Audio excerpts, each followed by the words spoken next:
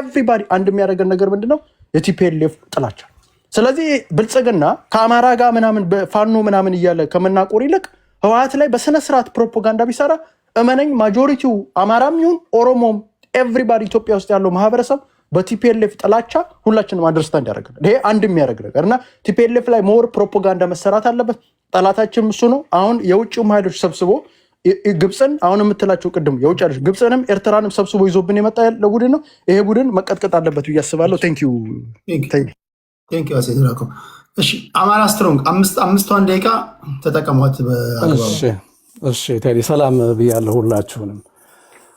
እኔም ተመሳሳይ ነገር ነው የምለው። አሁን አፄ ዘርዓ ያዕቆብ ካለው ብዙ የራቀ ነገር አይደለም የምናገረው። አሁን ስማቸው የተጠቀሱ የተለያዩ አካላትን አንድ የሚያደርግ የጋራ ኢንተረስት ቢኖር የጋራ ጠላት የሚለው ነው። የጋራ ጠላትነቱ ደግሞ ለዛውም የተለያየ ትርጉም የሚሰጠው ነው። ምክንያቱም ለቲፒኤልኤፍ የአብይ ጠላትነት ከአዲስ አበባ መገፋት ከማዕከላዊ መንግስቱ መገፋት ነው። ሌላ ምንም የለውም። እንደገና ደግሞ ወልቃየትና ራያ ላይ የምንፈልገው ነገር አላደረገም ነው። የኦላም አብይ ላይ ያለው ጠላትነት እኛ ባመጣ ነው ብሔርተኝነት፣ እኛ ባነሳሳነው የቄሮ ትግል ድሮ ስንታገለው የነበረው የኦህዴድ አሽከር እኛን ገፍቶ ስልጣን ወሰደ ነው። ሌላ ምንም አይነት ትርጉም የለውም። የወንበር ግፊት ነው፣ የወንበር መገፋፋት ነው ያለው በተለይ በሁለቱ መካከል ያለው። የኤርትራም ኢንትረስት ይታወቃል፣ የሱዳንም ኢንትረስት ይታወቃል፣ የሌሎችም ኢንትረስት ይታወቃል። ወደ አማራው ስንመጣ ግን ያለው ምንድን ነው? አብይ አህመድ ጠላት ነው ስንል ነሰር አብይ አህመድ እናንተ ስርዓቱ እንደ ስርዓት ራሱ መቀየር አለበት ነው። አጠቃላይ ስርዓታዊ ለውጥ ያስፈልጋል። ምክንያቱም በዚህ ስርዓት ውስጥ አማራ እንደ ህዝብ ዋጋ ከፍሏል። የተለያየ ፕራይም ሚኒስተር ተቀምጦም ዋጋ የሚከፍል የነበረው ግን ስቲል አንድ ህዝብ ነው የነበረው። በቲፒኤልኤፍም ጊዜ በኃይለማርያም ደሳለኝም ጊዜ በአብይ አህመድም ጊዜ ዋጋ እየከፈለ ያለ ህዝብ የአማራ ህዝብ ነው በዋነኛነት። ይሄ ህዝብ ዋጋ እየከፈለ ያለው ደግሞ ስርዓቱ ገና ከስሪቱ ጀምሮ የዚህ ህዝብ ግሮሮ ላይ ቆሞ የተገነባ ስርዓት ስለሆነ ነው። ስለዚህ ስርዓታዊ ለውጥ እንፈልጋለን። ይሄን ስትል ቀጥታ ከኦላና ከቲፒኤልኤፍ የትግል ፍልስፍና ጋር ይጋጫል ሰው። ስለዚህ ፋንዳመንታል በሆነው በትግልህ መዳረሻና በትግልህ መነሻ ላይ ማትግባባ ከሆነ ምንም አይነት አሊያንስ ልትመሰረት አትችልም። ስለዚህ አይ ቲንክ እዚሁ ላይ የሚቀጭ መስለኛል ገና ከጀምሩ። ምናልባት በጣም ኦኬሽ ነገሮችን በጣም አጣበን እስቲ እንዲያው ተናበን እንዲያው የጋራ ነገር እናድርግ ተቻችለን ከተባለ ኦኬ ቲፒኤልኤፍ በራሱ መንገድ ከአብይ አህመድ ጋር ሊዋጋ ከብልጽግና ጋር ሊዋጋ ይችላል። ኦላ በራሱ መንገድ ከብልጽግና ጋር ሊዋጋ ይችላል። ሁሉም በየራሳቸው መንገድ ለሚፈልጉት ዓላማ ሊገፉ ይችላሉ። ያንን የምታደርግበትን ምናልባት ፓራሌል የሆኑ ኦፕሬሽኖችን ሜክ ማድረግ እንደዛ አይነት ነገሮች ታርክ ይችላል። ይሄም ራሱ ያለምንም ኢንቴሊጀንስ ሸር ሳታደርግ ምንም አይነት የጆይንት ኮማንድ ሳይኖርህ እያንዳንዱ ሁሉም የየራሱን ሚስጥር ይዞ የየራሱን የውስጥ ጥንካሬ እየገነባ እዋጋዋለሁ የሚለውን ኃይል በራሱ መንገድ ይዋጋ። አይ ቲንክ እዛ ላይ እኔ ችግር የለብኝም። ነገር ግን አሊያንስን መስረት እንደዚህ አይነት ነገር የጋራ ኮማንድ መስረተን የጋራ ስልጠና ኖሮን የጋራ ቶታሊ የተለያየ ቪዥን ነው ያለን። ኢቨን ፎር ዘ ፊውቸር ኦፍ ኢትዮጵያ ምን አይነት ኢትዮጵያ ይኑር ብትለው ኦኤልኤፍ ሲመጣ ቅድም አፄ ዘርዓ ያዕቆብ እንዳለ ነው። በቃ አዲስ አበባን የኦሮሞ እናደርጋለን፣ ስሙን ወደ ፊንፊኔ እንቀይራለን፣ ወሎን እንትን እናደርጋለን ይላል። ቲፒኤልኤፍ ወልቃይትና ራያን ይዤ ሀገር ሆናለሁ ይላል። ስለዚህ you don't have any common ትንሽ እንኳን አቀራርበዋለሁ አጠጋጋዋለሁ እንኳን የምትለው የጋራ ቪዥን የለም። ስለዚህ ለሁሉም አሁን መሀል ላይ ቆሞ ያለው አሁን ያለው አገዛዝ ነው። ስለዚህ አሁን ያለውን አገዛዝ ሁሉም በየራሱ ሜዳ በየራሱ የትግል ስልት ይታገለው።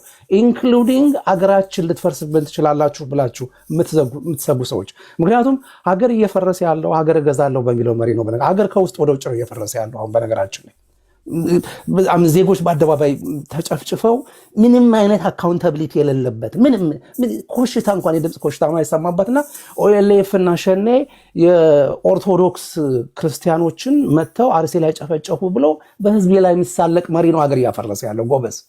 ይሄንን ቁጭ ብሎ መታገል ጽምዶ መጣልህ ምናምን እያለ ሲያስፈራራህ አገሩን ግን ከውስጡ የናደውና የቦረቦረው የህዝብ ላይ የመከራ ክምር እየተከመረ ያለው ከውስጥ ያለው መንግስት ነው። ስለዚህ በዛ ውስጥ ያለው ህዝብ ደግሞ በራሱ መንገድ ለሀገር ይጠቅማል በሚለው መታገል በጣም በጣም ያስፈልጋል። ከዛ ውጪ ግን ይሄ ምንድነው ይሄ አንዳንድ ጊዜ ቅድም አንተም ያልከው ነበር ይሄ the enemy of my enemy is my friend ምናምን ኦኬ the enemy of your enemy can be useful but not your friend ደግሞ የሚባል አርጉመንት አለ። የጠላትህን ጠላት ለአንተ በሚጠቅም መልኩ ልትጠቀምበት ትችላለህ but that doesn't make him your friend። አሁን እነዚህ ያሉ አሁን በጣም እንግዲህ አሁን ቅድም አፄ ዘርዓ ያዕቆብ ያለ እንደነበረው በፋኖ ውስጥ ጠቢብ የሆኑ አመራሮች አንዳንድ ወደፊት እንዲመጡ የሚያስፈልገንም ለምን መሰለ እንደዚህ አይነት በጣም ይሄ በጣም የተወሳሰበውን የፖለቲካ ገመዱን በደንብ አድርገው ፈትለው አውጥተው በቃ ትክክለኛው የትግል መስመራችን በዚህ መልኩ ነው መሄድ ያለበት እንዲሉ እሱ አይ ቲንክ ያው እንግዲህ በጊዜ ሂደት ትግሉም እየሞረደ ብዙ መሪዎችን ወደፊት እያመጣ መፍትሄ ይኖረዋል ብዬ አስባለሁ። አሊያንስን በተመለከተ ግን ያው ቅድም እንዳልኩት ነው መለሳለሁ ከጊዜ ካለ ታንክ ዩ አማራ ስትሮንግ አዲስ ታይምስ። ሰላም ቴዲ እንዴት ናችሁ? ሁላችሁንም ሰላም ብያለሁ። እኔ ጥምዶን የማየው እንዴት መሰለ፣ ጥምዶ በሁለት መንገድ ነው የማየው። ጥምዶ ውስጥ ያሉ ኃይሎች ከሌሎች ወንድሞቼ ጋራ ከና አማራ ስትሮንግ ጋራ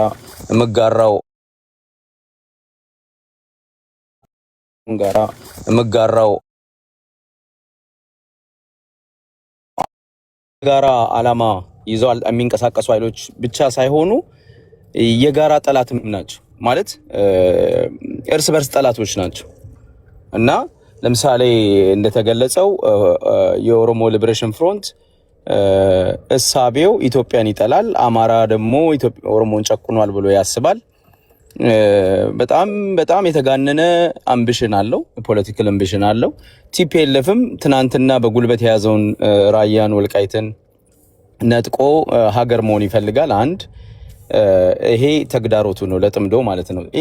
ኢፒኤልኤፍ ወይም የኤርትራ መንግስት ደግሞ ኢትዮጵያን እንደ ሀገር የማዳከም ስትራቴጂ ለመከተል ይሞክራል ብዬ አስባለሁ በዚህ ውስጥ እንጂ ኢትዮጵያ ጠንከራ ከወጣች ያው የኢትዮጵያና የኤርትራ ጥያቄ ነገም ከነጎዲያም የሚነሳ ነገር ነው። ማንም ቲፒኤልኤፍን ቢመጣ ትናንት አብረው ታግለው መጥተው ከነመለስ ጋር ጦርነት ውስጥ ገብተዋል። አማራውን ቢመጣ እነዚህ አንዳንድ ጥያቄዎች የሀገራዊ እንትኖች ምንድነው የሀገር ጥያቄዎች ወደ ኤርትራ መሰንዘራቸው አይቀርም። የሀገር ኢንትረስት ናሽናል ኢንትረስት የኢትዮጵያ ናሽናል ኢንትረስት የውሃ ጥያቄ የወደብ ጥያቄ ምናምን አለና ስለዚህ እነዚህ ነገሮች የትኛውም ኃይል ቢመጣ ፋኖም ቤተመንግስት ቢገባ ቲፒኤልኤፍም ቢገባ ሊነሳ ይችላል። ስለዚህ የነዚህ ኃይሎች ጥምረት ጊዜያዊ ጥምረት ነው። አንድ እዚህ ጋር ሁለተኛ ኮመን እንትን የላቸውም፣ አላማ የላቸውም። የተሳሰረ መጨረሻው አንድ የሆነ ፍላጎት ፖለቲካል ኢንትረስት የላቸውም እና ይሄ ትንሽ አስቸጋሪ አድርጓል። የጥምዶን ለኢትዮጵያ ምስቅልቅል ይዞ ሊመጣ ይችላል ብለ እዚህ ጋር እንደ ሴናሪዮ ስታስቀምጠው ይሄ አንዱ ድክመት ነው ብዬ አስባለሁ። ከዛ በተረፈ ግን አንዳንድ ሰዎች አብይን እየደገፉ ምናምን ጥምዶ ቢመጣ ሀገር ያፈርሳል። አብይ ሀገር እያፈረሰ አይደል? እኔ ያው ጥምዶ ቢመጣ ቲፒኤልኤፍ 4 ኪሎ ቢገባ 27 ዓመት ቲፒኤልኤፍ ካረገውና አብይ ከሚያደርገው ባነጻጸረው ቲፒኤልኤፍ ለኔ መልአክ ሊሆን ይችላል። አሁን ባለው ሁኔታ ሆነስሊ አብይ አህመድ ኢትዮጵያን እያፈረሰ ባለበት ሁኔታ 27 የአብይ አህመድ 8 ዓመት እና የቲፒኤልኤፍን 27 ዓመት ብታወዳድረው ሰማይና ምድር ነው። ሆነስሊ we better off በቲፒኤልኤፍ ጊዜ we are better off honestly ብዙ ነገሮችን አንስተን ማንሳት እንችላለን። የጸጥታውን ነገር ማንሳት እንችላለን።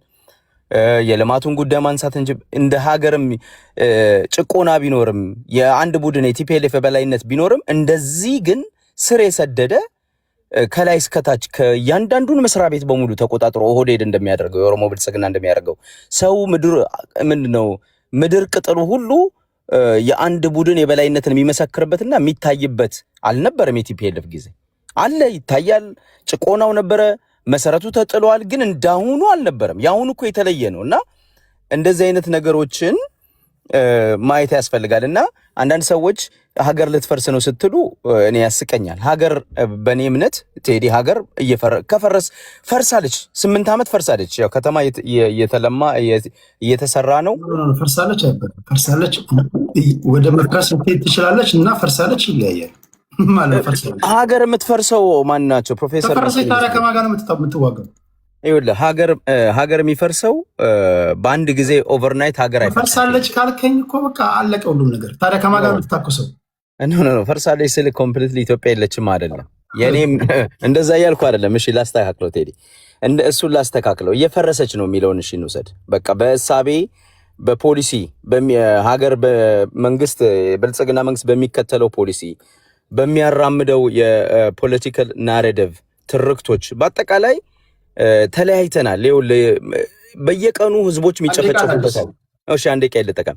በየቀኑ የሃይማኖት ጥቃት አሁን አርሲ ውስጥ ስንት ጊዜ ይሰማል?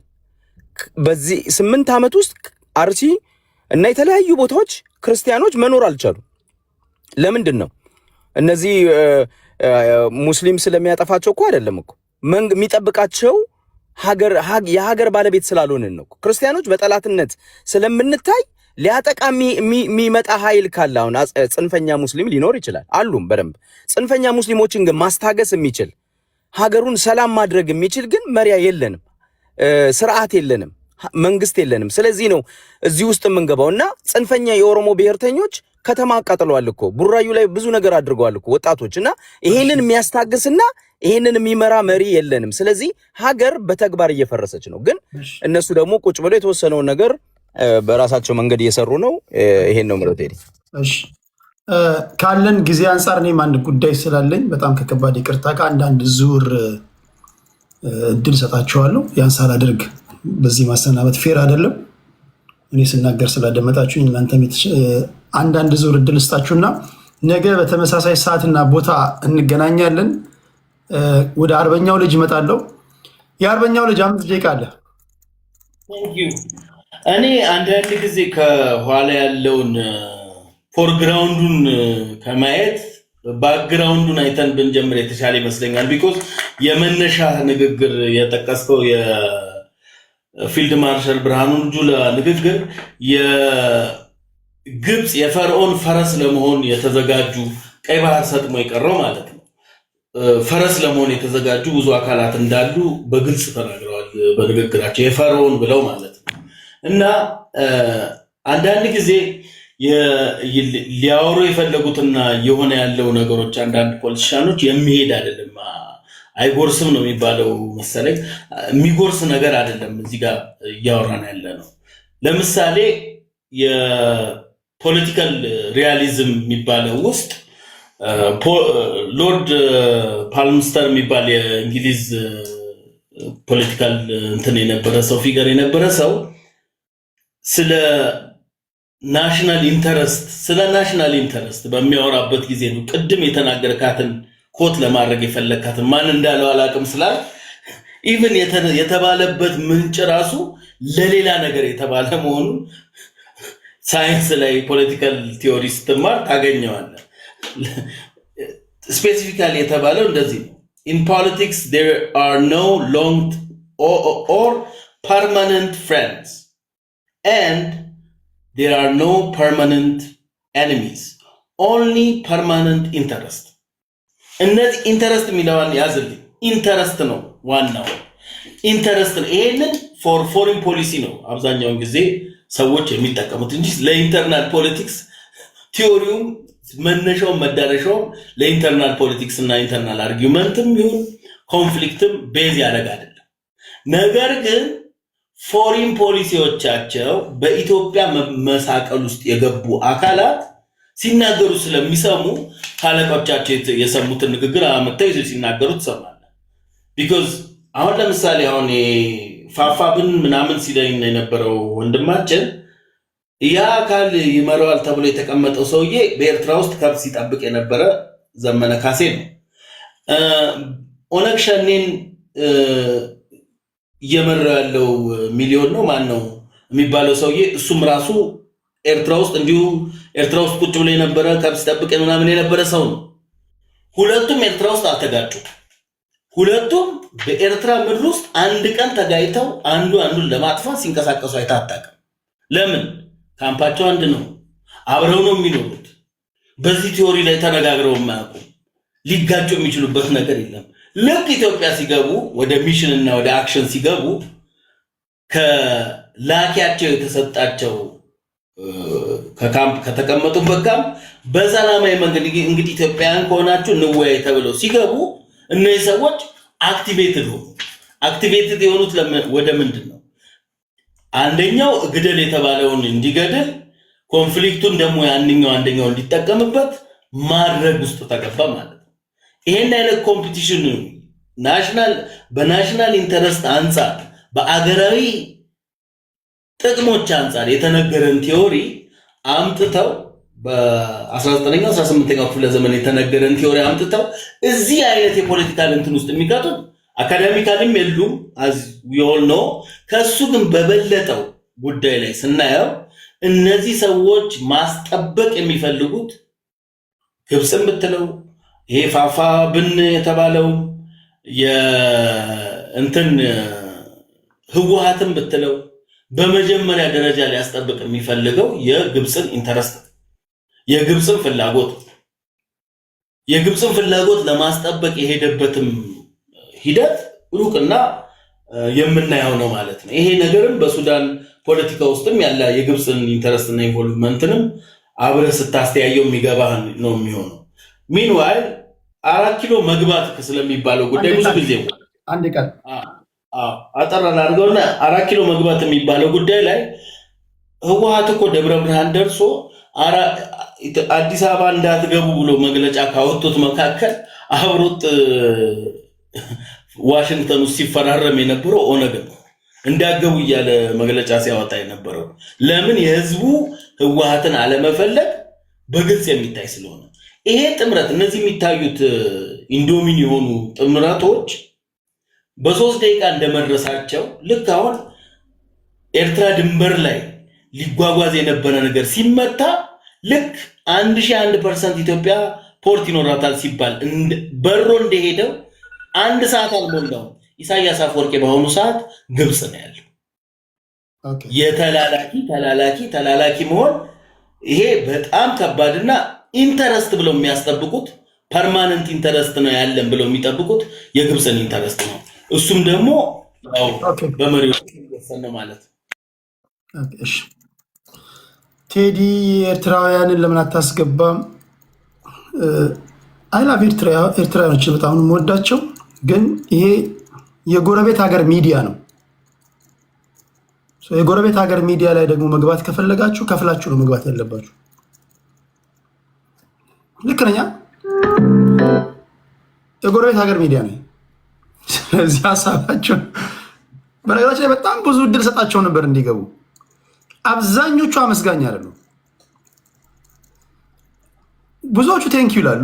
ቴንኪው ቴዲ እድል ስለሰጠን ይላሉ ብዙዎቹ። ማይክ በጣም የሚገርም ልጅ ነው። ቴንኪው ማይካችን። ብዙዎቹ ግን ከኢትዮጵያ ጋር እንዲከራከሩ ምናምን መድረክ ሰጥቻቸው ከወረዱ በኋላ ይሰድቡኛል። ኦኬ ብዬ የተቀየርኩት ለዛ ነው።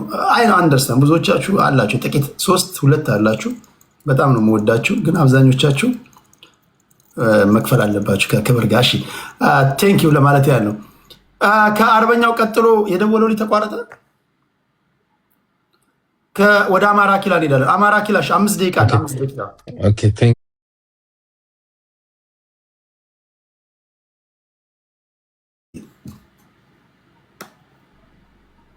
ውሸቴን ነው። ይሄን እንዴት ነው የምታስታርቀው?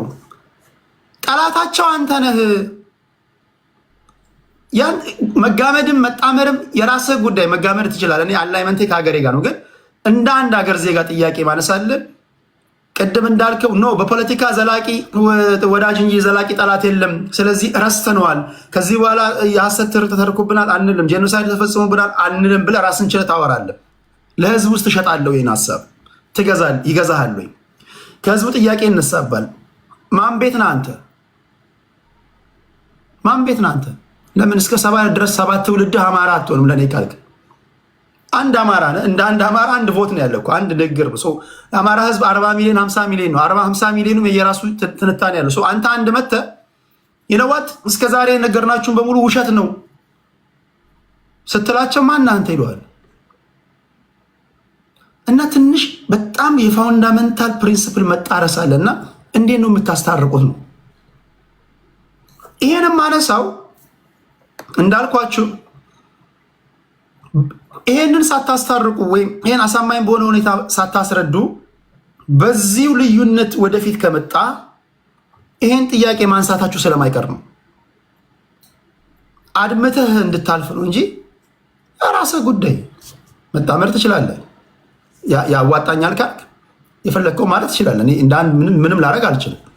እኔ ልቀየርብህ የምችለው አውሬ ልሆንብህ የምችለው በሀገሬ ጉዳይ ከመጣ ነው። አገሬን የሚያፈርስ ነገር ከሆነ አይ ዶንት ኬር።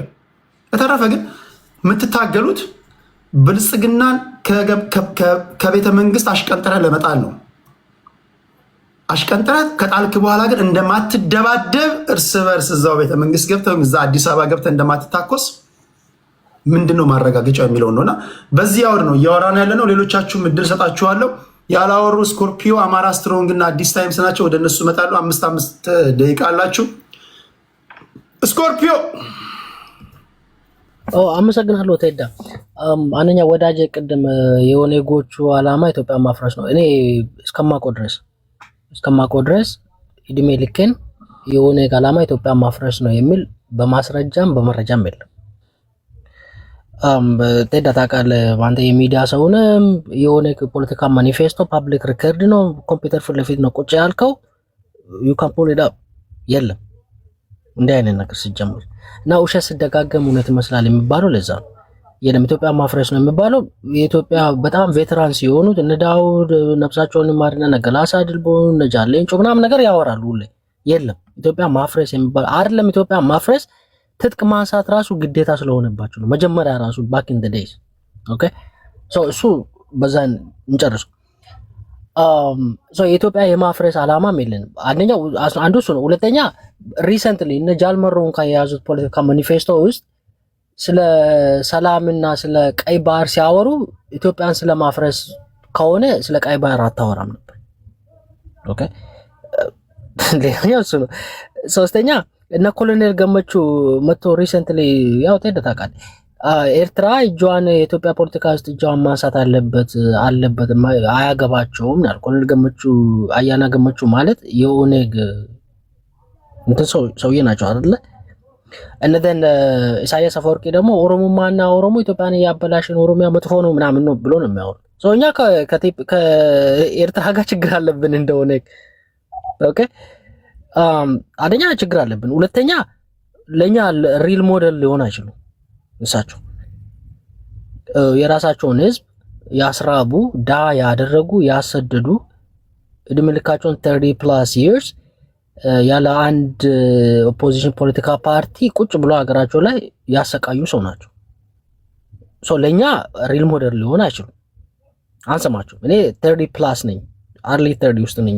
እኔ ሀገሬ belongs to me። ኦኬ አንዱ እሱ ነው። ኢሳያስ አፈወርቂ መቶ እኔን አይነዳኝም። it's not gonna happen። ሌላኛው ነገር ስለ እንዴት ነው እነዚህ ሰዎች እኔ ሌላኛው የመጨረሻው እኔ ከጎረቤት ጋር ችግር የለብኝም። እንዲህ አይነት ፖለቲካም አላካሂድም፣ ኦነግም አያካሂድም። የለም በፖለቲካ ማኒፌስቶም ይዘን አናቅም፣ አናራምድም። ሲጀምር ከአማራ ጋር ጸብ የለንም፣ ከተጋሩ ጋር ጸብ የለንም፣ ከጎረቤቶቻችን ጋር ከማንም ጋር። እኛ የምንፈልገው እኩልነት፣ የተጨቆኑ ህዝቦች መብታቸው እንዲከበርላቸው፣ የዲሞክራቲክ መብታቸው፣ የሁማን ራይትስ፣ የዲሞክራቲክ ራይት ሁሉም እንትን እንደሆናቸውና ሌላኛው እኛ የምናነሳው ጥያቄ ምንድነው የኢኮኖሚ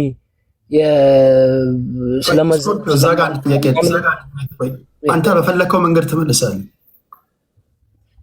ኦነግ 1974 የተመሰረተ ኦነግ አሁን ያልተመለሱ ጥያቄዎቻችን ናቸው ብሎ ይዞ የሚታገልባቸው አጀንዳዎቹ ምንድን ናቸው? ሁልጊዜ ማነሳው ጥያቄ ነው። አንደኛው በሂደቱ ከ1974 ጀምሮ እስከዛሬ ያሉ ጥያቄዎች ማአት ጥያቄዎች ተመልሷል። እሱን አልዋሽም። ማአት ጥያቄዎች አሁን የቀሩት ምን መሰለህ? አንደኛ ኦሮሞ የሚያነሳው አንደኛ ስለ ሪሶርስ ነው። ኦኬ ስለ ሪሶርስ ስናነሳ ከኦሮሞ ጥያቄዎች አንዱ እኩልነት፣ ዲሞክራሲ ምናምን ማንም ያነሳል። ስለ ገቨርናንስ ጉድ ገቨርናንስ፣ ባድ ገቨርናንስ የምንለው ነገር አለ ቴዳ አማራም ያነሳል፣ ተጋሩም ያነሳል፣ ደቡቡም፣ ሶማሌው ምናምን ነገር እሱን እንቶ ወደ ኢኮኖሚ ስንመጣ ግን ዊ ፊል ላይክ ፌደራል መንግስቱ የማይገባውን ስልጣን አኩሙሌት አድርጓል ብለን ነው የምናስበው። የማይገባውን ከአቅም በላይ ገብቷል። እኔ የኔ ሪሶርስ እኔ መጠቀም ነበረብኝ፣ ግን እኔ መጠቀም አልችልም። ምን ያዘ? ለምሳሌ የሚነራልሶቹን ወደ ሚነራልስ እንሂድ። ወርቁን፣ ዳይመንዱ ምኑን ፌዴራል ነው ኮንትሮል የሚያደርገው። ፔትሮሉ ፐብሊክ ሪሶርስ ነው። እነዚህ የፐብሊክ ሪሶርሶችን የፌዴራል መንግስት ነው። በቃ እኔ ከሱ ጋር ችግር አለብኝ። እንዳይቆጣጠር ነው የምትለው? ያ የኔ ነው። ታክስ ገብርበታለሁ፣ ግን የኔ ነው። ኦኬ ሪሶርስ ኤክስፕሎይቴሽን ስንለው ወይ ደግሞ እነዚህ ሪሶርስ ምክንያቱም ከፍተኛ ካፒታል የሚጠይቁ ሪሶርሶች ለምሳሌ ጎልድ ማይኒንግ ላይ ሊሆን ይችላል። በጣም ሂውጅ አማውንት ኦፍ ካፒታል የሚጠይቅ ነገር ነው። እንደ አንድ ክልል ፕሮቪንስ ያንን ኮንትሮል ለማድረግ እና ያንን ለማውጣት ነዳጅም ሊሆን ይችላል። የፌዴራል መንግስት በህገ መንግስቱ ተቆጥሮ የተሰጡት፣ በነገራችን ላይ የፌዴራል መንግስትም የክልል መንግስታትም ተቆጥሮ የሰጣቸው የስራ ድርሻዎች አሉ። ለምሳሌ እነዚህ አገር አቋራጭ መንገዶችን የሚሰራው የፌዴራል መንግስት ነው። ሬልዌይ የሚገነባው የፌዴራል መንግስት ነው። ቴሌኮሙኒኬሽን የሚቆጣጠረው የፌዴራል መንግስት ነው። ናቹራል ሪሶርሶችን የሚቆጣጠረው የትም ኢትዮጵያ ክልል ውስጥ ያለ ናቹራል ሪሶርሶችን ትላልቅ ካፒታል፣ እነዚህ ሜጋ ፕሮጀክቶች ስለሆኑ በክልል አቅም አንዳንዶቹ ፕሮጀክቶች የክልሉን ጠቅላላ ዓመታዊ በጀትም ላይበቃው ይችላል እና እኛ እንቆጣጠር ስትል በምን በጀት ነው የምታንቀሳቀሰው? ሁለተኛ መሬት የኢትዮጵያ ህዝቦች ብሔር ብሔረሰቦች የጋራ ሀብት ነው እንዳለን አንተ እንደ አንድ ኢትዮጵያዊ ትግራይ ክልል ያለው ወርቅ ያንተ ነው። ትክክለኛ ነገር ቢኖር ስኮርፒዮ ትግራይ ክልል ሄደ ቢዝነስ አሪፍ ከተባለ ሄደ እዛ ጋር ወይም ደግሞ ከዛ በሚገኝ ትርፍ ሁሉም ኢትዮጵያዊ እኩል ተጠቃሚ ነው መሆን ያለበት። ኦሮሚያ ክልል ያለ እንትን ትግራይ ክልል ያለ ወገናችን መጥቶ ስራ ካለ መጠቀም ይችላል። ቢዝነስ ላይ መሰማራት ይችላል። ሀብት ካለው ኢንቨስት ማድረግ ይችላል። የፌዴራል መንግስት በሚያመቻችለት መንገድ ማለት ነው። ልክ እያንዳንዱ ፕሮቪንስ የራሱ ሬጉሌሽኖች ያሉት ያንን ከተከተለ ማለት ነው። ስለዚህ ያንን ኮንትሮል አድርገው ስትል በምን አቅም ነው የምታደርገው? ይኸውልህ ተዳለ ለዛ እኮ ነው ሰዎች አሁን ስለ ኢኮኖሚ ጥያቄ ኦሮሞ ህዝብ የኢኮኖሚ ጥያቄ ያለው ሲባል ሰዎች ለማስረዳት የሚቸገሩት እሱ ነው። አንደኛ የፌዴራል መንግስትን የሚሰሩት ክልል መንግስቶች ናቸው አይደለ? እንደዛ ነው ህገ መንግስቱ የሚለው እሱ ነው። የፌዴራል መንግስት ሲጀመር መቀመጫም የለውም። ተበድሮ በብድር ነው የሚቀመጠው ወይ ሬንት አድርጎ ነው እንጂ የለውም። ኦኬ የለውም። ኦሮሚያ የራሱ ነው፣ አማራ የራሱ ነው፣ ተጋሩ የራሱ ነው። የት ነው እሱ ያለው? የለውም መቀመጥ። እሱ ገኝ ያለው መሬት የማን ነው የሚለው? የክልሎች። ማን ነው የሚለው? እንደዛ ህገ መንግስቱ መሬት የክልሎች ነው ይላል። እና በክልሎች እስቲ የፌዴራል መንግስት መሬት የሆነ ቦታ ንገረኝ። የለም እኮ መሬት የክልሎች ነው የሚል ነገር ህገ መንግስቱ ላይ ካየ አሁን እኔን አካውንት ለአንድ ሰው ሰጥቼ ይወጣሉ እና የፌዴራል መንግስት መሬት አለ የሚል ቦታ ካሳየኝ እንደውም ሁለተኛ እንዳታ መሬት መሬት የኢትዮጵያ ህዝቦች ወይ መሬት ህዝቦችና መሬት የህዝብና የመንግስት ነው የምለው። ኤግዛክት መሬት የኢትዮጵያ ህዝቦች ብሔር ብሔረሰቦች የጋራ ሀብት ነው ይላል። እና ፌዴራል መንግስት ከየት ነው የሚያመጣው? የፌዴራል መንግስት ነው ኮንትሮል የሚያስተዳድረው እኮ ጀስት ኮንትሮል ያደርጋል። ከየት መጥቶ ማለት ነው? የፌዴራል መንግስት እኮ የፌዴራል መንግስት ሲባል እኮ ህዝብ በተወካዮቹ አማካኝነት ያቋቋመው ወይም ደግሞ በአግሪመንት እኮ ያቋቋመው መንግስት እኮ ከኦሮሚያ የሚወጣ ከአማራም ከሁሉንም የሚወጣ ማለት ነው። በየ5 ዓመቱ በሚደረግ ምርጫ ተስማምተናል። ስለዚህ ኮንትሮል ያደርጋል ማለት ነው። ይኸውልህ ኢትዮጵያ ውስጥ ሁሉም መሬት ተከፋፍሏል ለክልሎች። ኢትዮጵያ ውስጥ ባዶ መሬት ክልሎች እኮ ሲባል ለአስተዳደር ምቹ እንዲሆን ነው እኮ እንጂ እኮ ኦሮሚያ፣ አማራ ምናምን ተብሎ በኢህአዴግ ጊዜ ለምሳሌ 9 ክልሎች 2 ከተማ መስተዳደሮች እኮ ሲዋቀር ፌዴራሊዝም ስለሆነ ለአስተዳደር ምቹ እንዲሆን ነው እንጂ እኮ ክልሎቹ መሬቱ የነሱ ነው ማለት እኮ አይደል? እንደዛ ከሆነማ ቆይ ፌዴራል መንግስት የሚያስተዳድረውን ቦታ አንድ የኦሮሞ ወጣት ሰሜን ላይ ጦርነት ሲነሳ ባድመ ጦርነት ሲኖር ሄዶ ዘምቶ ደሙን ያፈሰሰው ባድመ የሱ ስለሆነ ነው አይደል? ነው ግዴታ ስላለበት እኮ መሬቱ የሱ ስለሆነ ነው ግዴታ ስላለበት እንደዚህ ጋር ገባኝ። መሬት የተወረረ ብሎናል። ግዴታ አለበት። ኤግዛክትሊ ግዴታው ዳር ድንበራችን ሉዓላዊ መብታችን ተጣሰ ብሎናል። እኔ ባላምንበትም ግዴታ አለብኝ የመሄድ።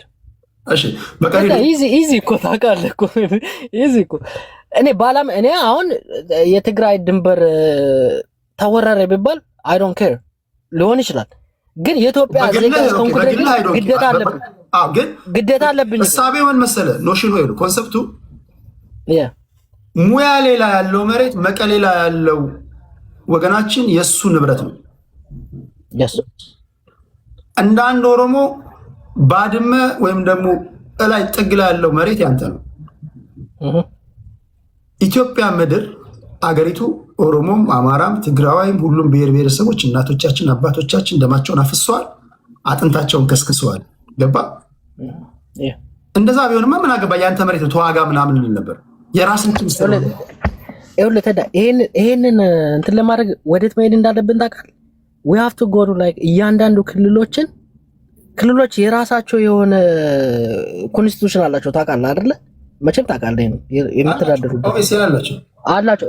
ግን ከፌደራል መንግስት ነው የሚቀዳ ነው የሚለው ህጉ። ኤግዛክትሊ ኮንትራዲክት ካደረጉ ወይድ ነው የሚሆነው። yes እና እኔ አሁን የኔ ተቃውሞ ወይ ደግሞ የኦነግ ተቃውሞ እሱ ጋር ነው። እኔ ሪሶርስ እንደ ኦነግ ነው የምታወራው። እንደ ኦነግ ተቃውሞ አለ ነው የምትለው። yes እንደኔ ተቃውሞ እኔ ምንድነው የምለው?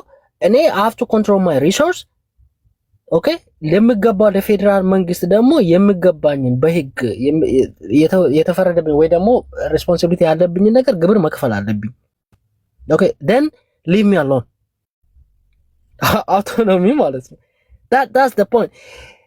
የኔን ሪሶርስ እየዘረፍከኝ ነው ማለት ይሄንን ሶ ከኔ ወርቄን እየወሰድክ ንብረቴን እየወሰድክ ዳይመንድን እየወሰድክ you name it ቴዳ ከዛ ለኔ መልሰህ አልሰጠኝም። ገብቷል? እሱንም እየወሰድክ ምንም ሳትመልሰኝ ከዛ ግብር እየገበርኩ ፌር አይደለም። እዚህ ጋር ክልሎች ራሳቸውን የቻሉ ናቸው። ቴዳ ደግሞ ታውቃለህ እኮ ይሄንን ክልሎች ራሳቸውን የቻሉ ናቸው ነው የምለው። ራሴን ከቻልኩኝ ሪሶርስን ለምንድን ነው የምትወስዱ? ስለዚህ በጀት የሚመድብልህ ታዲያ ማለት ነው። that's what we want to talk። ያ በጀት ለምሳሌ በዚህ ዓመት የተበጀተው በጀት ኦሮሚያ ክልል ራሳቸው ክልሉ እንደ ክልል የሰበሰበው የራሱ ታክስ አለ። on top of that የፌደራል መንግስት በሃውስ ኦፍ ፌዴሬሽን በኩል አስጠንቶ ለኦሮሚያ ክልል ዓመታዊ በጀት ይሄ ነው ብሎ የሰጠው አለ። ያ ታዲያ ከየት የመጣ ይመስላል? ከህዝቡ የተሰበሰበው። ታዲያ ፌደራል መንግስቱ ታዲያ መቼ የቱ ጋር ነው የዘረፈ? ታዲያ ከህዝቡ ሰብስቦ አንተ ላይ ከበጀተልህ ዘረፈኝ ታዲያ እንዴት ትላለህ? እና እኔ እኮ መልሼ እኮ ገበርኩት እኮ። እንዴት ነው ታክስ ሪተርን የምንሰራው እዚህ ሀገር? ሄዳ ታክስ ሪተርን እኮ ግብር ተከፍልና ይመልሱልሃል እኮ ከዛ በኋላ that's what the resources look የኦሮሞ ፖለቲካ like I don't know እንዴት እንደሆነ ሰዎች ስለማይረዱ ነው እንጂ እኔ በኢኮኖሚ ተጎድቻለሁ ሲል እኔ ስለ ስንዴና ስለ በቆሎ አይደለም የማወራው ወይ ስለ ገብስ አይደለም የማወራው። ይሄን ነው የማወራው ባይ እኔ ሪሶርሱን I have to control it። የኦሮሚያ ሪሶርስ፣ የአማራ ሪሶርስ፣ የተጋሩም የምንም የደቡቡንም ክልሎች አውቶኖመስ ራሳቸውን የቻሉ ናቸው ነው የምለው። ገመንግስት ራሴን ከቻልኩኝ እሺ። የመጨረሻ አንድ ጥያቄ ላንሳልህ። ኦኬ አሁን ይሄ መንግስት በዚህ 8 ዓመት ኦሮሚያ ክልል ላይ ኢንቨስት እንዳደረገው የኦሮሚያ ገበሬ ከሌሎች ገበሬ አንፃር በሚታይበት ሰዓት አድቫንስድ የሆነ ፋርሚንግ ውስጥ ገብቷል። በትራክተር ማረስ ውስጥ ገብቷል። በእኔ እምነት which is አሪፍ ነገር ጉድ ነው። ኦሮሚያ ውስጥ የኦሮሚያ ገበሬ አድቫንስድ የሆነ ፋርሚንግ ውስጥ ሲገባ መቼስ ኦሮሞ አምርቶ ለራሱ ብቻ አይደለም የሚሸጠው፣ ወደ ሌላ ያመጣል። ይሄ ወደ ሌሎችም ወደ አማራም ወደ ደቡብም መስፋፋት አለበት። መንገዶች፣ እነዚህ ወጣቶችን ተጠቃሚ የሚያደርጉ ፕሮጀክቶች ካለፉት 27 ዓመታት አሁን ስታነጻጽረው ኦሮሚያ ክልል የተሻለ የኢኮኖሚ አክቲቪቲ አለ የለም? ከባለፈው ጋር ነው ወይስ አሁን ባለው አቂም ነው የምናወራው? አሁን የምታየው ኦሮሚያ ክልል ላይ የምታየው ኦኬ፣ አሁን ላይ የምናወራው ኦሮሚያ ላይ ከሆነ አንጻራዊ ነው። ተደው እንዴት እንደሆነ ልንገር። አንደኛ ሶናው አሁን እኔ ኢኮኖሚ ሰው አይደለም፣ ኢኮኖሚክስ አይደለም። ከተሳሳትኩኝ ይቅርታ እታረቁ። እኔ ግንበኛ ነኝ። ሎክ 3 ደቂቃ ጨምር ይባላል። ከዚህ በኋላ አልገባበም። እሺ 3 ደቂቃ አለ። ኦኬ እሺ። ስለ ኢኮኖሚ ካወራን ተዳ እኔ ኢትዮጵያ ውስጥ የኢትዮጵያ ኢኮኖሚ ካዩ ኢንታይርሊ ማለት ነው። ለምሳሌ ከኢትዮጵያ ገንዘብ ማውጣት አትችልም ሲጀመር። ታውቃለህ፣ ከባድ ማውጣት ወደ ውጭ አታወጣው፣ ታስገባለህ እንጂ አታወጣው። ኢኮኖሚስቶች መከራከር ይችላሉ። ይሄን ታስገባለህ፣ ማውጣት አትችልም። ሁለተኛ እኔ እንደ ስለ ኢኮኖሚ ስለ ምናምንም ካልከኝ እኔ ስለ ገብስ ስለ ትራክተር ስለ ምናምን አይደለም እኔ መሳተፍ የምፈልገው ራሱ ሲጀመር እኔ ሰርቪስ ላይ ነው መግባት የምፈልገው። ቢኮዝ የኔ ጥያቄ ካሁን በፊት ከቲፒኤልኤፍ ጋር ወይ ከኢህአዴግ ጋር የነበረኝ ችግር ከመሬት ጋር የተያያዘ ገበሬን አለማፈናቀል ገብቷል። ኢንቨስትመንት ሪል ስቴት ምናምን ጋር ነው። እኔ እዛ መነካካት አልፈልግም። እኔ የምፈልገው ፍራንኮ ቫሉታ ብለህ ሕግ ስታወጣ now you know what I'm talking about. ፍራንኮ ቫሉታ ብለህ በናሽናል ባንክ ውስጥ ሕግ ስታወጣ ለዲያስፖራ ስትል እንደዚህ ስታደርገው እኔ የማየው ኦሮሞ ፌቨር አድርገዋል ወይ? ይሄ ነገር ነበረበት ወይ? ካሁን በፊት ቡና ይሸጥ ነበር የነበረው ቡና መሬት የነበረው የተዘረፈው ሰውዬ ዛሬ ባዶ እጁን ያለውን ነገር አሁን አንተ ፍራንኮ ቫሉታ ምናምን እያልከው ወያኔን ሸሽቶ እስካሁን የሱዳንና የኬንያ ስደተኛ ካምፕ ውስጥ የሚተኛውን ኦሮሞ አይመለከቱም፣ እንትና አያደርጉም። እያንዳንዱ እናንተ የምታወጡት ህግ ፌቨር አያደርግም ብቻ ሳይሆን ፌቨር እንደ ኦሮሞን ፌቨር እንዲያደርግም አይደለም። ሲጀመር እንትኑ ራሱ ልክ አይደለም። እኔ ማድረግ የምፈልገው ምንድነው? እኔ የዶላሬን ገንዘብ ወይ ቴዳ መጠቀም ያለብን ዶላር በፍራንኮ ቫሉታ ገንዘብ ሳታስገባ ዶላር ማውጣት አትችልም ሲባል ፌቨር ሲያደርግ ትራክተር እና ገብስ ኢድና ኢረስ ምናምን ካልከኝ ነው እኔ እሱን አልፈልግም። አንዴ ቃል but you know where I'm going, right? Not it's like እሱ አይደለም ጥያቄ። አርሶ አደሩ ሰብስበ ምናምን ነገር ኦኬ እሺ ሰላም ያለበት እነዛ ይሄ ገብስ ምናምን የሚያወጣው ሌላ ቦታ ስትሄድ ሌላ ቦታ ቦረናው፣ አርሲውን በጦርነት ወለጋው፣ አዲስ አበባ አካባቢ ያለው ምናምን በጦርነት የምታመሰው ቦታዎችን ጠቅላላ ስታዩ አቨሬጁን ስትሰራው አንጻራዊ። አመሰግናለሁ። እሺ ቴንክ ዩ ስኮርፒዮ። እሺ አማራ ስትሮንግ ታንክ ዩ ቴዲ። አቤት ኢንተረስቲንግ ወደሆነ ኮንቨርሴሽን ገብታችሁ ተፋታት ናቸው የነበረ ዘልዬ ልገባ ግን ትቼዋለሁ ሰዓትም ስለሌለ። እንዲያው ግን ባነሳችሁት ነገር ላይ 1-2 ነጥብ ለመጨመር ቴዲ፣ ትልቁ የኢትዮጵያ ሀብት ያለው አዲስ አበባ ላይ ነው። አዲስ አበባ ነው ከ60 እስከ 70% የሚሆነውን የሀገሪቱን ኢኮኖሚ ጀነሬት የሚያደርገው እና አብዛኛው ደግሞ ገቢ የፌዴራል መንግስቱ የሚሰበስበው ገቢ ታክስ፣ ቫት፣ ኢንካም ታክስ፣ ኮርፖሬት ታክስ፣ ኤክሳይዝ ታክስ የሚባሉት እና ከከስተም እና ከኢምፖርት ታክስ ከሚባሉት ነው። ኢቭን የኤክስፖርት እንትኑ በነገራችን ላይ እዚህ ላይ እግረ መንገዳችሁ ብዙ እንዳትገቡበት። እሱ እግረ መንገዱ ኦነግ መታገያ አጀንዳ ስለገባ ነው። እንዲያው ለእንትኑ አንዱም የመታገያ አጀንዳ ይሄ ነው። አገራችን ላይ ተመሳሳይ የሆነ ቪዥን እንዳይኖር አንዱ አዚፍ በተለየ መልኩ እየተበዘበዘና እየተጨቆነ ያለ እንዲመስለው ተደርጎ ይሰራል። የእውነት ለመነገር ግን አሁን ለምሳሌ አሁን ወንድሜ ባለው ላይ እንኳን ተነስተ ብታየው ኦሮሚያ አካባቢ ያለው ወርቅ በተወሰኑ ግለሰቦች ስር ነው አይደል? በእነታከለ ኡማ የማዕድንና ኢነርጂ ሚኒስትር ባሉበት ጊዜ የተበዘበዘና ግለሰቦች ኪስ ውስጥ የሚገባ ነው። ከዛ ተርፎ ሆስፒታል ሲሰራ ላየንም፣ ዩኒቨርሲቲ ሲገነባ ላየንም። ሰው የሚበሉትን ሰዎች በጋራ መታገል በጣም በጣም አስፈላጊ ነው። ከዛ በተረፈ ግን ይሄ የሞኝ ዘፈን ሁልጊዜ አበባዬ ነው ዋላ እንደ መለስ ዜናዊ ፓርላማ ላይ ሲያስቀን የነበረ ጊዜና ሁልጊዜ ይኸውልህ አንድ እንትን ሲነሳ ጥያቄ ሲነሳ የግብፅ ተላላኪዎች ናቸው፣ የኤርትራ ተላላኪዎች ናቸው እንደዚህ የሚለው ነገር አይ ቲንክ አሁን በጣም ያረጀ እንትን ይመስለኛል። ምክንያቱም ቢያንስ በቃ ከመለስ ዜናዊም ጊዜ ጀምሮ ፓርላማ ውስጥ ይሄን ነበር የሚለው አጽሙን አግኝተነዋል፣ ከኤርትራ እስከ ሶማሌ የተዘረጋ የውጭ እጅ ነው ምናምን። የኢትዮጵያ ህዝብ ይሄን መስማት ሰልችቶታል ብዬ አስባለሁ። አሁን ምንድን ነው የሚያስፈልገው መሰለህ? እውነቱን መጋፈጥ ነው የሚያስፈልገው። እውነቱን ስትጋፈጥ ደግሞ እውነቱን የምታገኘው ሀገራችን የበለጠ እየታመመችና እየተጎዳች ያለችው ከውስጥ እየመነጨ ባለ ህመም ነው። ከውስጥ እየመነጨ ባለ ህመም ስል ደግሞ ፓወሩን በያዙት ሰዎች እጅ ማለት ነው። አንዴ ይኸውልህ ኩማ ደመቅሳ የሚባሉ ሰው የኦህዴድ አባል የነበሩ ሰው የሆነ እና ሄደውን ፓርክ ምናምን ሲመርቁ የተናገሩት ነገር አለ። እንዴት እንደተናገሩት ራሱ ገርሞኛል። ምንድን ያሉት? አሁን እዚህ ሀገር ውስጥ ሰዎችን ጠበንጃ የሚያስነሳውን ስርዓት እስካልቀየርን ድረስ ጠበንጃ መነሳቱን ጊዜ ይቀጥላል። ስለዚህ ጠበንጃ እያስነሳ ያለ ችግር አለ። እሱ ላይ ፎከስ አድርግ። እሱ ላይ ፎከስ ሳታደርግ ለውጭ ኃይሎች እንትን ብትል ግን ይሄ ምንድነው የሰጎኑ አይነት ታሪክ ነው። በጣም አንገቷን ቀብራ ቂጧን ባዶ አድርጋ ተደብቅ ያለው እንደምትለው አይነት ነው የሚሆነውና እንደዛ አይነት ነገሮች ላይ መስራት በጣም በጣም በጣም ያስፈልጋል። ከዛ ውጪ እንትኑ ይቀጥላል፣ ትግሉ ይቀጥላል። ምክንያቱም አንዱ እየበላ አንዱ አይሞትም። ያንተ ልጅ ምን ሲል የኔ ልጅ ያለቅሳል፣ ያንተ ልጅ ተጠግቦ የኔ ልጅ ይራባል፣ ወይ ያንተ ወይ የኔ ያንዳችን ቀን ደርሷል ይላል። እንዲህ ምርር ሲለው ሰውና እንደዚህ የሶሻል ሃይራርኪ ፎርም አድርገህ ተፈናቃይና አፈናቃይ ባለበት ሀገር፣ ተሳዳጅና አሳዳጅ ባለበት ሀገር በማንነት ሲያሻህ በማንነት ትገላለህ፣ ሲያሻህ በሃይማኖት ትገላለህ፣ ሲያሻህ ድሃ ነው እያልክ ታጸዳለህ። እንደዚህ አይነት ችግሮችን እየፈጠርክ ለምንድነው መሳሪያ የምታነሱብኝ አይባልም። መሳሪያ ማንሳት ተመራጭ የትግል ዘዴ አይደለም። I can tell you this right here right now።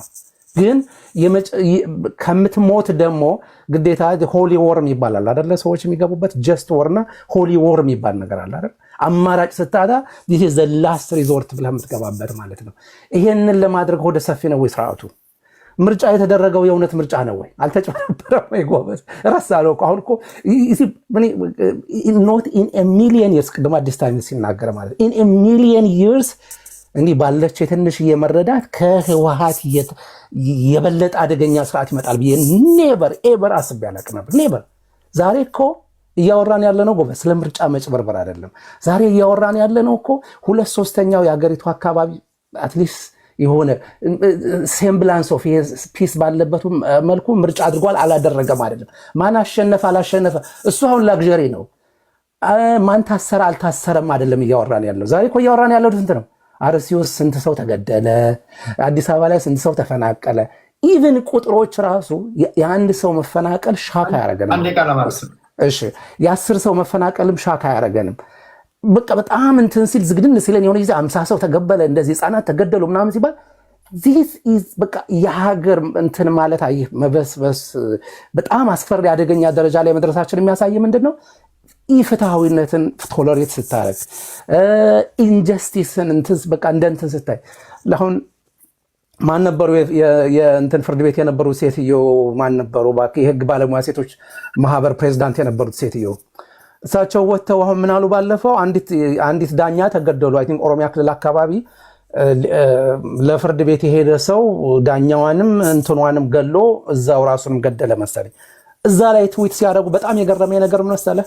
ኢንጀስቲስን ቶለሬት እያረከው በሄድከው ቁጥር ይሄን ግድያን ህዝቡን እያለማመድከው በሄድከው ቁጥር ምን ይመጣል መሰለህ? መግደል ኮመን ይሆናል እና መሳሪያ የያዘ በሙሉ የፍትህን ማግኘት የሚፈልገው ከመሳሪያ ነው የሚሆነው። ፍርድ ቤት ውስጥ ይገላል፣ ነገ ደግሞ ሌላ ቦታ ይገላል። ሴትዮዋ ይሄን ኮምፕሌንስ ያደርጉ ስላየውና ከዚህ በፊት እንዲህ አይነት ጥያቄ ሲነሳባቸው እሳቸው በተለያየ መልኩ መንግስትን ለመሸፋፈን የሄዱበት መንገድ ይገርመኝ ስለነበረ ነው። እንግዲህ የተረፈውን ለጸሎት እንተዋለን። ቴዲ ታንኪ ብራዘር አፕሪሺየት ዛት ቴንክ ዩ አማራ ስትሮንግ አዲስ ታይምስ ቴዳ እግዚአብሔር ያከብርልኝ። አመሰግናለሁ። ቴንክ ዩ ስኮርፒዮ ከመሄድ በፊት ነገም ቤት ከመሄድ በፊት ያዳመጣል። ችግር የለው። ይህን ካላዳመጥማ ታዲያ ምንም ፖለቲከኛ ሆነ? የአይ ናሽናል ሪሶርስ የትም ሀገር ለአሜሪካንም ሀገር ናሽናል ሪሶርስ በገቨርንመንት ነው የሚተዳደረው። አለበለዚያማ ናሽናል ገቨርንመንት ለምን ያስፈልጋል? የፌደራል ገቨርንመንት እኮ አያስፈልግም። ትልቁ እንትኑ ናሽናል ሪሶርስ ማስተዳደር ነው እና አንዳንድ ናሽናል ሪሶርሶች ወይ ናቹራል ሪሶርሶችን ወደ ፕራይቬት ኦነሮች እንደ አስፈላጊነቱ እንትን ይላል በሊዝ ሊያስተላልፍ ይችላል እንጂ ኦነርሺፑ ስቲል በፌደራል ገቨርንመንት ነው። እዚህም ሀገር በአብዛኛው ሀገር ይሄ የመንግስት ሀሁ ነው። የመንግስት አስተዳደር የመጀመሪያው እንትን ነው እና አንድ ሀገር ናሽናል ሪሶርስን በጋራ መጠቀም ስትችል፣ የጋራ ራይ ሲኖረን፣ የጋራ ሀብት ሲኖረን፣ የጋራ መሬት ሲኖረን ሀገር አለን ማለት ነው። አሁን ኦነግና ስኮርፒዮ ወንድማችን የእናንተ አስተሳሰብ አሁን ለምሳሌ አባይ ከእንትን ነው የሚወጣው፣ ከአማራ ክልል ነው የሚወጣው። አማራ አባይን በሙሉ ይውሰደው እያልክ ነው አንተ።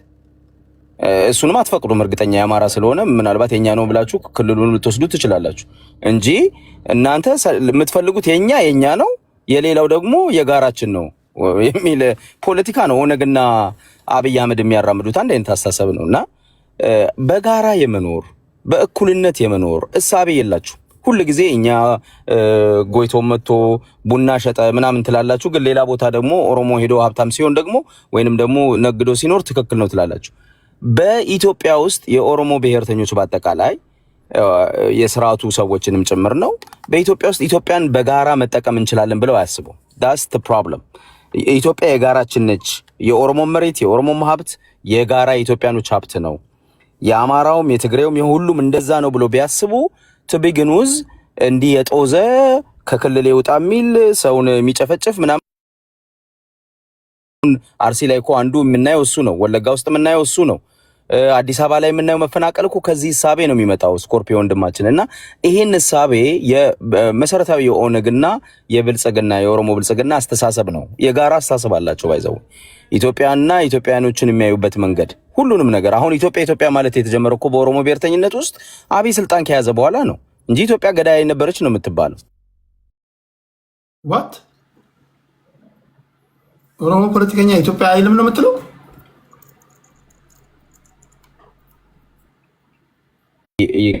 ይቅርታ፣ የኦሮሞ ብሔርተኛ ኢትዮጵያ ፖለቲከኛ ብቻ አይደለም አክቲቪስቱ ጭምር ኢትዮጵያዊ አይደለም ነበር የሚለው የነበረው። አንዳንዱ ነው እሱም ጋር እሱም ጋር ሁሉ በአብዛኛው እንጂ እንደውም ኢትዮጵያ እንደ ኢትዮጵያ የሚያቀነቅኑ በያ ዘመን የነበሩ በተለይ በቀያስ ዘመን ብለው በደርግ ጊዜ አብዛኞቹ እንደውም ኢትዮጵያዊ ፓርቲ ከመሰረቱ አብዛኞቹ እንደውም የኦሮሞ ተወላጆች ናቸው። አይ እኔ የኦሮሞ ተወላጅ ኢትዮጵያዊ መንፈስ ያላቸው የሉም እያልኩ መኢሶን መስራች የመላ ኢትዮጵያ ሶሻሊስት ፓርቲ የወለጋ ሰው ነው፣ ኦሮሞ ነው። እኔ እያልኩ ያለው ጸጋዬ ገብረመድህን ኦሮሞ ነው፣ በኢትዮጵያዊነት አንገቱን የሚሰጥ ሰው ነው፣ ለእኩልነት የሰበከ ሰው ነው። አይ በተለምዶ ብዙ ጊዜ ምን ይባላል መሰለህ ሶሻል ላይ ሁሉም የኦሮሞ ብሔርተኛ ወይም ሁሉም ኦሮሞ ኢትዮጵያ የሚል ወይም ደግሞ ኢትዮጵያዊነትን አያቀነቅንም የሚል ጀነራላይዝ ነው አስቲ ጀነራላይዝ እንደዛ ስለሚባል ነው። የኦሮሞ ብሔርተኝነት እሳቤውም ኦነግ በለው የብልጽግና በለው እኮ አብይ አህመድ እኮ በቃሉ እኮ የፋሽስቱ ስርዓት ኦሮሞን በቀኝ ግዛት ይዞት ነበር እኮ ይላል። የኢትዮጵያን መንግስት ነው እንደዛ የሚለው የሚኒሊክን መንግስት። ብሔርተኛ ከሆንክማ እኮ የእኛ ሀገር ብሔርተኞች እንደ ፋሽን የያዙት ቆንጆ ብሔርተኛ ሆኖ የሚታዩ የሚመስላቸው ኢትዮጵያዊነትን ሲያጥላሉ ነው። የትኛው ብሔርተኛ ነው ሀገሬን ወዳለሁ ብሎ ሲናገር የምትሰማው? ቴዲ አሁን ሁሉም ጋር አለ። አሁን ከሰሞኑ የመጣ ፋሽን ለምሳሌ ብሔርተኞቹ ጋር ገብተህ ሀገሬን ወዳለሁ ስትል ምንድን ነው የሚሉ? አይ እሱ ኢትዮጵያዊነት የኢትዮጵያን ፖለቲካ ወይም የአንድነትን ፖለቲካ ማቀንቀንን መጥላትና ራሱ ሀገሪቷን ደግሞ ቀኝ ገዝታኛለች ማለት የተለያየ ነው። ገዝታኛለች የሚሉ አሉ። ኦሮሞ ፖለቲካ ውስጥ ነው ቀኝ ገዝታኛ በድላኛለች አይደለም፣ በድላኛለች ሁሉም ይላሉ። ቀኝ ገዝታኛ እኔ ቀኝ ተገዥቻለሁ ይላል የኦሮሞ ብሔርተኛ። ኦነግም ይላል እንደ ፓርቲ የዛሬው ጠቅላይ ሚኒስትር ይላል አልኩ። የዛሬው ጠቅላይ ሚኒስትር በአንደበቱ ኦሮሞ ቀኝ ተገዝቷል ብሎ ተናግሯል። ጃልመሮም ሌንጮ ለታም ኦሮሞ ቀኝ ተገዝቷል ብሎ ያስባሉ። ቴዳ ኢንተርጀክት ላድርገው ይቻላል? እንደዛ ይቻላል መሰለ ይሄ ሳቤ ነው። this is the በጣም ክሩሻል የሆነው የኦሮሞ ብሔርተኝነት ትልቁ ችግር ይሄ ነው። ኢትዮጵያ ቀኝ ገዝታኛለች፣ አማራ ጨቁኖኛል ብሎ እንግዲህ አንተ እንዳልከው ካንተ ጋር መስማማው ምንድነው ኦሮሞ ለኢትዮጵያ አንድነት ብዙ የከፈለ ዋጋ የከፈለ ህዝብ ነው፣ እንደ ህዝብ ማለት ነው። ብዙ የሞተ ጀግና የኦሮሞ ወታደር አለ። ኦሮሞ አሻራውን ያላስቀመጠባት ኢትዮጵያ የለች። ኦነስትሊ ግን እነዛን ሁሉ ሰርዘው እኮ ነው አሁን በኦሮሞ ብሔርተኝነት ጎበና ባንዳ ነው፣ ጎበና ባንዳ ነው የሚለው ኦነግ አሁን የጎንኑታ ጎበና ማለት ባንዳ ነው። ሀገር የመሰረተ ሀገር የገነባ አንተ ቆይ በሀገር ጉዳይ ትደራደራለህ? እኔ በሀገሬ ጉዳይ አልደራደርም። ፖይንቴን ወደ ፖይንቴ ልመለስ። ለምሳሌ አንተ የምትነትነው ትንታኔ ራሱ አጌንስት አንተ ነው። አንተ ለምሳሌ አሁን ኦሮሞ ነው። እኔ ራሴን በኦሮሞነት አይደንቲፋይ አላደርግም። ከሁለት ብሔር የተወጣጣው ልጅ ነኝ። ከሁለት ብሔር የተወለድኩ ልጅ ነኝ። እኔ ግን ኢትዮጵያዊ ወዴት ታደላለህ? ወደ ማንም አላደላም። ወደ ኢትዮጵያዊነት ያደላለሁ፣ ወደ ሰውነት ያደላለሁ። እኔ እንደውም ለዲሞክራሲ ያደላለሁ ከብሔር የበለጠ ለእውነት፣ ለእውቀት፣ ለሎጂክ እንዲሁም ደግሞ ለዲሞክራሲ ያደላለሁ።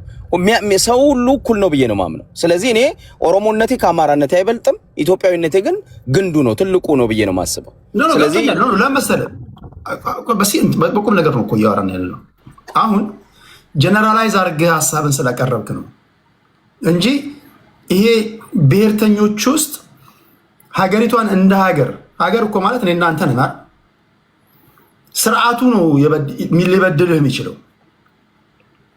አሁን ለምሳሌ ብልጽግና ነው እንጂ ሊበድልህ የሚችለው ሀገር እንደ ሀገር ምን ያደርግ? ሀገር እኮ ምንም ሊያደርግ አይችልም። ሀገር ጋራው፣ ሸንተረሩ፣ እኔ አንተ፣ እስላም ክርስቲያኑ፣ ያጣው ያገኘው፣ ኦሮሞ አማራው ነን እኮ። ማናጅመንትም ወይም ደግሞ ሀገሪቷን እያስተዳደረው ያሉ ይሄ ኤግዚኪቲቭ ብራንቹን የሚመሩ እነሱ ናቸው። የምትታገለው እነሱን ከኦፊስ ለማውጣት ነው። አንዳንድ ጊዜ በብሔርተኞች ላይ ያለው ማለት ማልፈርድባቸው አብዛኞቹ ቅድም እንዳልኩ በተለይ አክራሪ ለመሆን የሚያደርጉት መጋደል አክራሪ ብሔርተኛ አድርጎ የሚያስላቸው አገርን ሲጠሉ ነው። ተከታዮቻቸው ሀገርን ካልጠሉ ቆንጆ ብሔርተኛ አይሏቸውም። በነገራችን ላይ ቆንጆ ብሔርተኛ ማለት ሀገሩን የሚወድ ነው። ቆንጆ ብሔርተኛ ማለት ሀገሩን ከገዢው ፓርቲ ነጥሎ የሚያይ ነው። ስለዚህ ያን አይተን ግን ጀነራላይዝ አድርገን ለምሳሌ አማራ ውስጥም ኦሮሞ ውስጥም ትግራይ ውስጥም ያሉትን 1 2 3 4 አይተን መላ አማራ እንደዚህ ያስባል፣ መላ ኦሮሞ እንደዚህ ያስባል፣ መላ የትግራይ ብሔርተኛ እንዲህ ያስባል ማለት አስቸጋሪ ነው ከሚል አንጻር ነው እንትን ያልኩ እንጂ የተናገርከው ነገር 100% ትክክል አይደለም እያልኩኝ አይደለም። አዲስ እሺ፣ ሂድ ፖዝ አድርገው ወደ ደቂቃ ሚዩት ነው።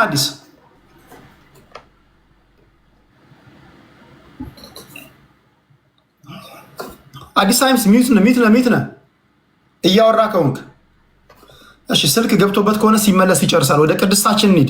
ቅድስት 5 ደቂቃ አለሽ። አመሰግናለሁ ቴዲ። ሌት እየገባሁ በጣም ሶሪ። ሰዓታችን በቃ በጣም ተለያይቶብኝ ነው። በጣም ይቅርታ። እሺ እኔ ከቅድም ጀምሮ ስታነሷቸው የነበሩት ነገሮች ላይ ትንሽ ጠቅላላ አድርጌ ነው ማለት የምፈልገው። የኢትዮጵያ ፖለቲካ ልክ የዓለም ፖለቲካ ሼክ እያደረገ አንድ የሆነ አቅጣጫ እንደሚፈልግ አይነት ሁሉ የእኛም ፖለቲካ ወደዛ እየሄደ ያለባቸው ሁኔታዎች አሉ።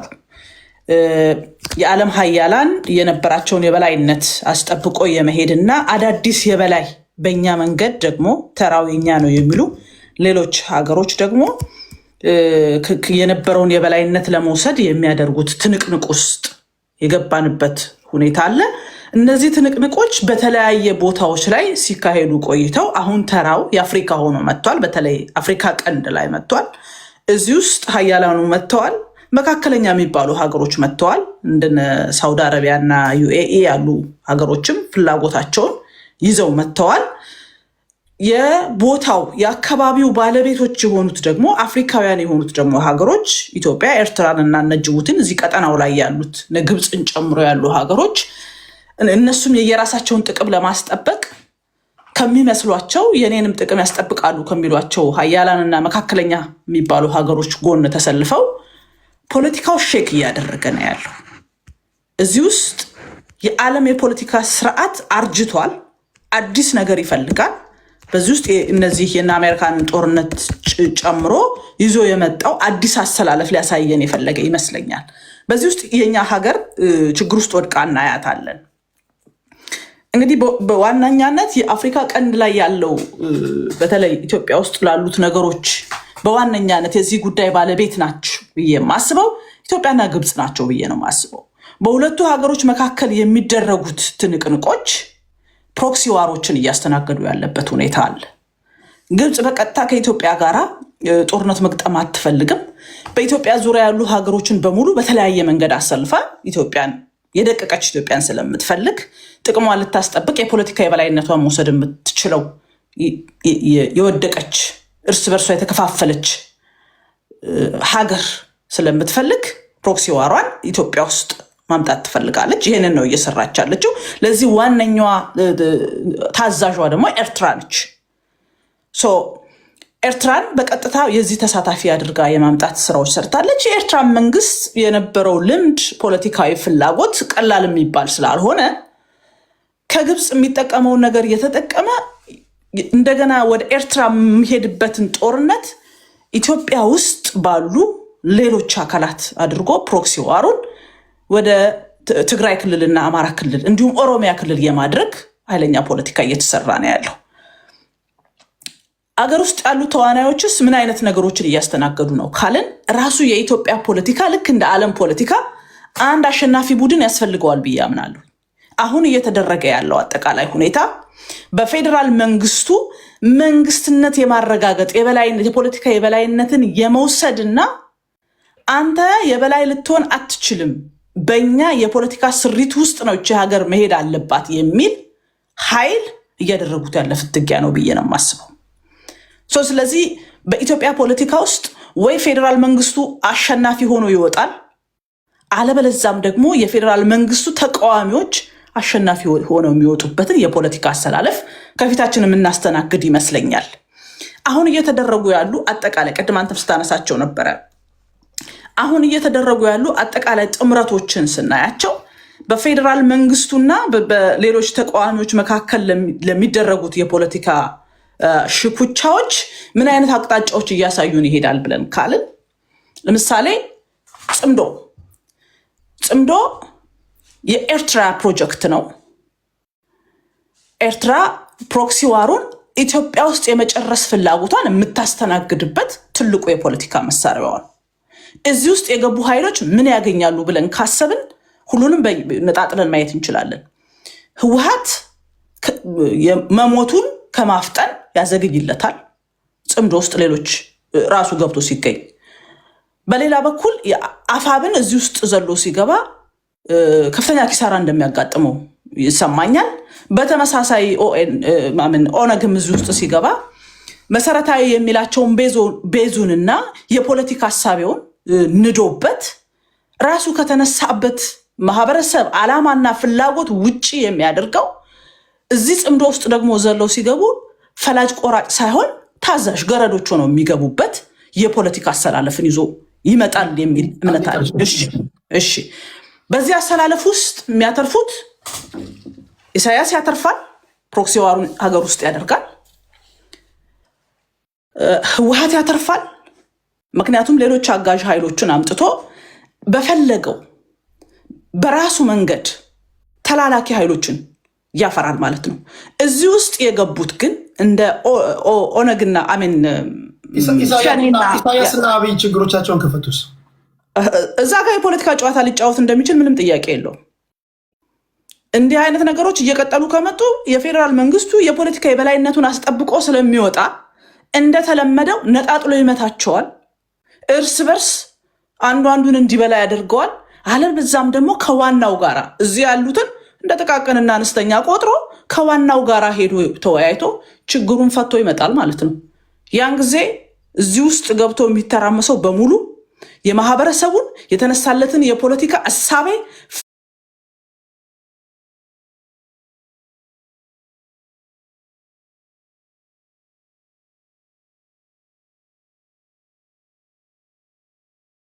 ህገ መንግስቱን ካረቀቁት ውስጥ ህገ መንግስት እንዲኖር ካደረጉት ውስጥ አንዱ ነው። ዋናው ተዋናይ ነው።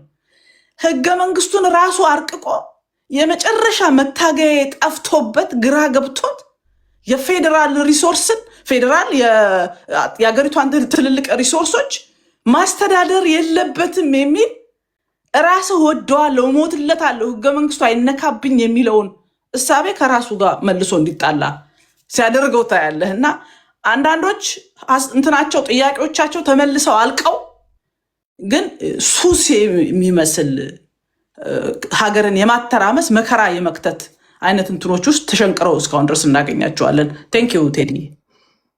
ጥያቄ ሁሉም ከተመለሰማ ታዲያ ትግሉ ታዲያ ምን ሊሆን ነው? ታጋዮች ሊጠፉ ነው ማለት ነው። አንድ ቦታ ላይ እንደውም የሆነ ቦይ ለዘመናት ውሃ እየቋጠረ የሚያስቸግር ቦይ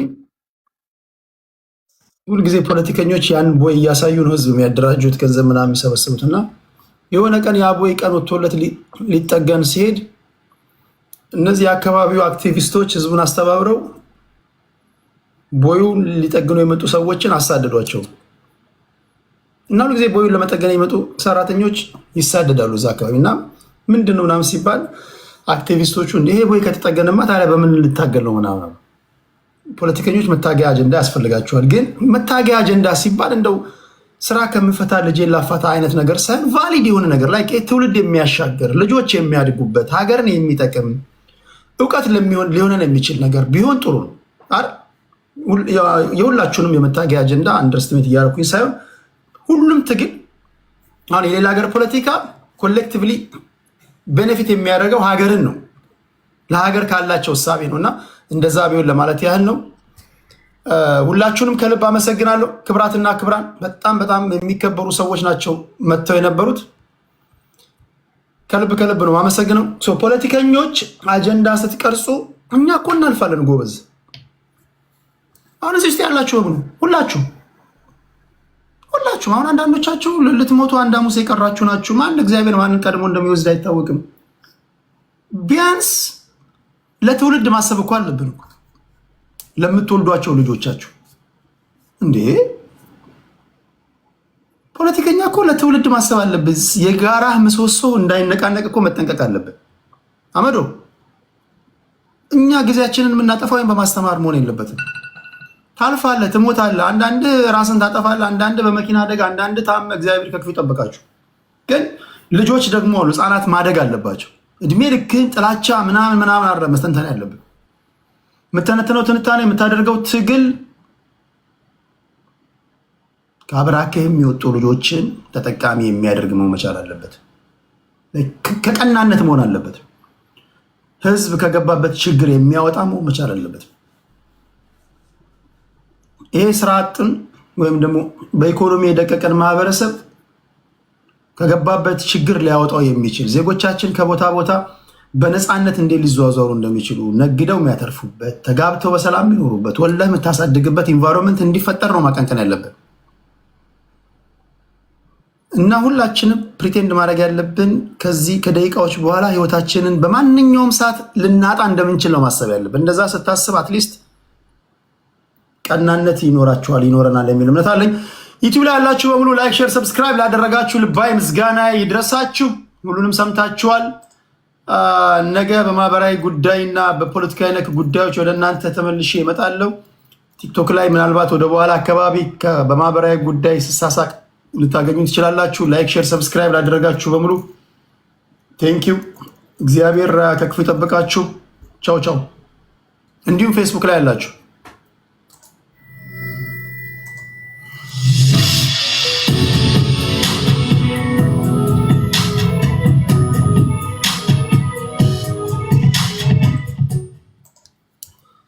እሺ እዚህ ቲክቶክ ላይ ላላችሁ በሙሉ ለጨዋነታችሁ ከልብ አመሰግናለሁ። ይሄ በሀገራችሁ ጉዳይ ላይ የእያንዳንዳችሁን ህይወት የሚነካ ጉዳይ ነው። ምን አገባኝ ማለት የለብህም። እዚህ ላይ ነው እንደው በጣም አውሬ ሆናችሁ ማድመጥ ያለባችሁ እንደዚህ አይነት አጀንዳ ላይ ነው። ይሄን ካላደመጣችሁ፣ በዚህ ጉዳይ ላይ ካልተሳተፋችሁ ታዲያ በምን ላይ ልትሳተፍ ነው? በዚህ ላይ ነው መሳተፍ ያለብህ። ይሄ ትንታኔ ይሄ የሚደረገው ውይይት በአንተ በህይወትህ ጉዳይ ላይ ነው፣ በጋራ ቤት ላይ ነው፣ በመጻኢ ዕጣ ፈንታ ላይ ነው። ስለዚህ እዚህ ላይ መሳተፍ አለባችሁ። እዚህ ላይ በጣም ንቁ መሆን አለባችሁ። ምን እየተካሄደ እንዳለ ማወቅ አለባችሁ የሚል እምነት አለኝ። ሀገራችንና ህዝባችንን እግዚአብሔር ከክፉ ይጠብቅ።